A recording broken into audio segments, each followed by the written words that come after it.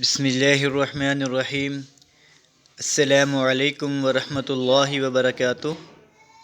دوسروں کی بخشش کے لیے فیصلے مت کیجیے، کیونکہ رسول اللہ صلی اللہ علیہ وآلہ وسلم نے فرمایا، ایک آدمی نے کہا، اللہ کی قسم، اللہ تعالیٰ فلاں شخص کو نہیں بخشے گا۔ تو اللہ تعالیٰ نے فرمایا، کون ہے جو مجھ پر قسم کھا رہا ہے کہ میں فلاں کو نہیں بخشوں گا؟ میں نے اس کو فلاں کو تو بخش دیا، اور ایسا کہنے والے تیرے سارے عمل ضائع کر دیے جاتے ہیں۔ صحیح مسلم حدیث نمبر 2621۔ مزید اسلامک ویڈیوز اور احادیث جاننے کے لیے ہمارا یوٹیوب چینل وزٹ کریں۔